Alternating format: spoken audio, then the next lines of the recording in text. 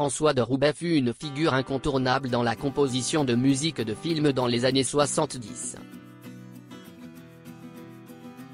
Auteur-compositeur chevronné, il est décédé en 1975 à la fleur de l'âge, laissant derrière lui une immense œuvre dans l'expérimentation musicale.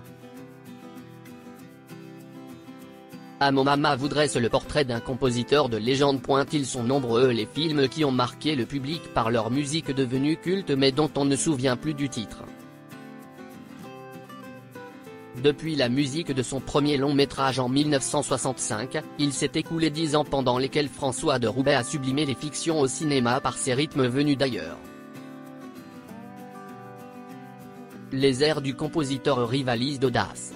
Pourtant, il est moins en vue que ses contemporains qui lui font de l'ombre, à savoir Michel Legrand et Georges Delerue. C'est au milieu des années 90 que son héritage sera utilisé à bon escient par des artistes locaux et étrangers. Venu au monde en 1939 dans un environnement bourgeois, François de Roubaix est issu de l'union entre un père producteur d'origine belge et une mère artiste italienne. Il grandit avec sa famille à Neuilly-sur-Seine, son lieu de naissance, où il va trouver sa voie avant d'avoir atteint la majorité. Travailleur acharné, le compositeur façonne son style au début des années 1970 dans un studio personnel à domicile, Home Studio. Il se sert alors d'un magnétophone 8 pistes, de synthétiseurs MCV-CS3 et de plusieurs autres instruments. Les différents résultats de ces expérimentations plaisent et François de Roubaix commence à composer pour des films. Ces sonorités sont aussi marquantes que les films pour lesquels il les compose. Malgré une bonne notoriété acquise au fil des années, l'auteur connaît une période de creux en 1973. Période pendant laquelle il est concurrencé par deux de ses plus fidèles collaborateurs et amis, José Giovanni et Robert Enrico. Malgré tout, le compositeur décide de retravailler avec ses amis. Quand il a retrouvé Enrico pour Le Vieux Fusil, en 1975, la machine était grippée, confie Stéphane Le Rouge.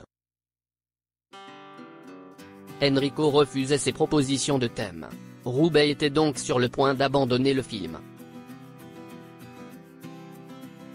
En dernier recours, il lui fit écouter l'une des maquettes inédites de Deux hommes dans la ville. Enrico a adoré. Et ce fut un succès public, critique et musical. François de Roubaix entreprend alors de retrouver également José Giovanni en 1975 pour le film Le Gitan. Seulement, le compositeur décide d'abord d'effectuer un de ses nombreux voyages aux îles Canaries. Mais ce voyage lui sera fatal car l'auteur décède le 20 novembre 1975. Après sa mort, l'œuvre de François de Roubaix se révèle au grand jour, touchant les paliers qui lui étaient impossibles de son vivant. De nombreux artistes se revendiquent du courant musical laissé par le compositeur.